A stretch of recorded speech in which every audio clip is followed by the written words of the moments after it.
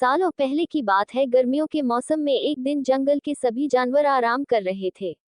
अच्छे से आराम करके शाम के समय भेड़ियों का एक झुंड शिकार के लिए निकला।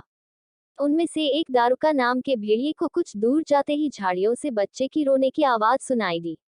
उसे लगा झाड़ियों में किसी इंसान का बच्चा है और भेड़िया जब झाड़ियों के पास जाकर देखता है, तब उसे एक बच्चा दिखाई दिया। वह बिना किसी कपड़े के जमीन पर लेटा हुआ था।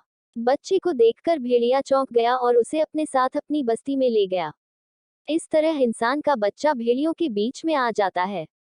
बच्चे को भेड़ियों के बीच देखकर उस जंगल में रहने वाले शेर खान को गुस्सा आ जाता है, क्योंकि वही उस बच्चे को इंसानों की बस्ती से उठाकर खाने के लिए लाया था।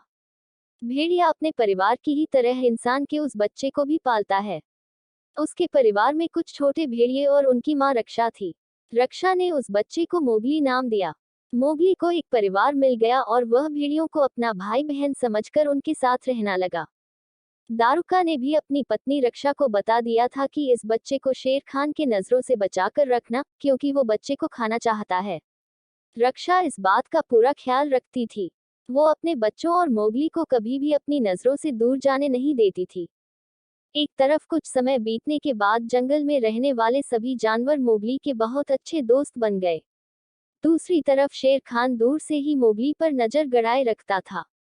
वह मोगली का शिकार करने के लिए उचित समय के इंतजार में था। भेड़ियों के झुंड का नेतृत्व एक बुद्धिमान भेड़िया कर रहा था। उस दल में बल्लू नाम का भालू और बघीरा नामक एक पैंथर भी था।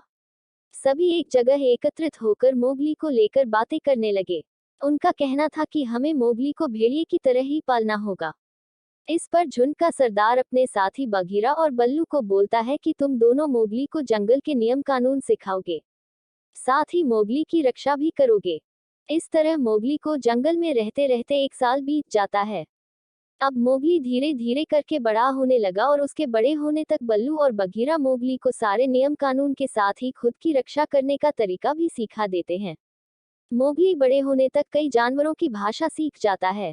साथ ही वह आसानी से पेड़ों पर चढ़ना, नदी में तैरना व शिकार करना भी सीख गया। बघीरा ने मोगली को इंसानों द्वारा बिछाए फंदे और जाल से दूर रहने और जाल में फंसने के बाद उससे बाहर निकलने के तरीके सिखाए। एक दिन समूह में रहने वाले एक भेड़िए का छोटा बच्चा शिकारियों के बिछाए जाल में फंस जाता है। उस फंसे हुए भेड़िए को शेर खान खाना चाहता था। तभी शेर खान से पहले मोगली वहां पहुंचकर नन्हे भेड़िए को बचा लेता है। शेर खान को ये सब देखकर बहुत गुस्से आ जाता है। फिर शेर खान कुछ दिनों बाद मोगली को पकड़ने की कोशिश करता है, लेकिन वो उसे पकड़ नहीं पाता।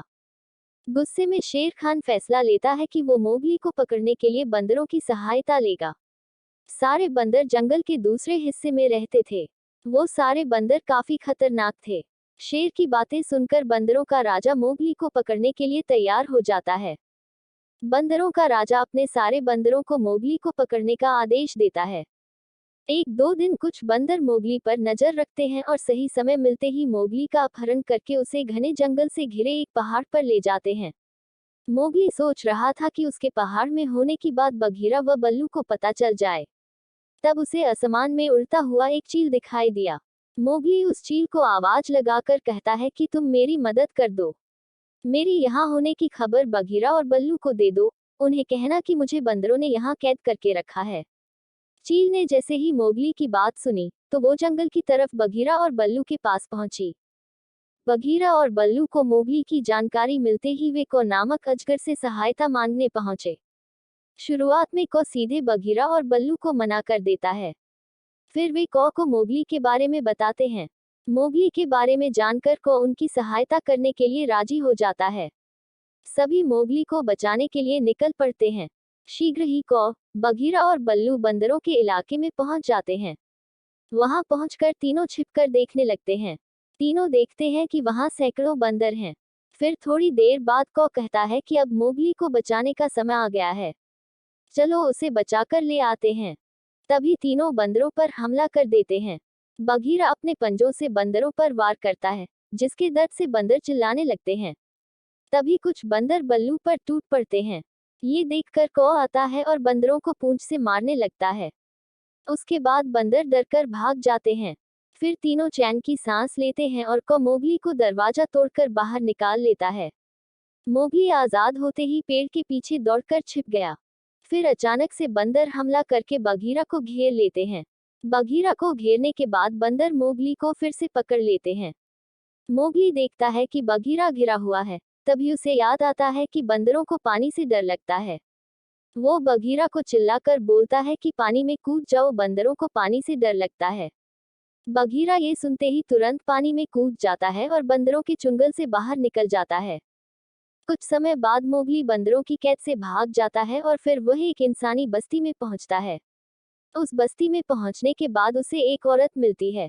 उस औरत का नाम मेसुआ था, जिसका बच्चा सालों पहले एक शेर जंगल में उठाकर ले गया था। मोगली उसी औरत के साथ गांव में रहने लगता है। गांव वालों ने भी मोगली को रहने दिया और उसे जानवरों की देखभाल की जिम्मेदारी सौंप दी। कुछ दिनों बाद मोगली का भेड़िया भाई उसे गांव में देखता है। देखते ही भेड़िया सीधे मोगली के पास जाकर उसे बताता है कि शेर खान उसे मारने की तैयारी कर रहा है। मोगली जान गया था कि शेर खान उसे इतनी आसानी से नहीं छोड़ने वाला है, इसलिए मोगली ने उसे खत्म करने का एक प्लान बनाया। उस योजना में मोगली ने अपने भेड़िया भाइयों की सहायता ली। उसने भेड़िया से कहा कि शेर खान को एक घाटी पर ले आओ। शेर खान के घाटी पर पहुंचने के बाद मोगली ने दोनों तरफ से भैंसों का झुंड छोड़ दिया और खुद भी एक भैंसे पर बैठ गया। शेर खान भैंसों के झुंड के पैरों के नीचे आ जाता है। तभी शेर खान की मौत हो जाती है। फिर मोगली बेखौफ होकर गांव वालों के साथ रहने लगा। कुछ समय बीतने के बाद गांव के कुछ लोगों ने मोगली पर जादू करने का आरोप लगाया और उसे गांव से बाहर निकाल दिया। तब तक मोगली बड़ा हो गया था। वहां से निकलकर वो सीधे जंगल गया। वहां रहते हुए कुछ समय बीता ही था कि उसके भेड़िया भाइयों और बहनों की मृत्यु हो गई। वह अकेले उदास घूमने लगा। तभी उसकी मुलाकात दोबारा मेसुआ से होती है।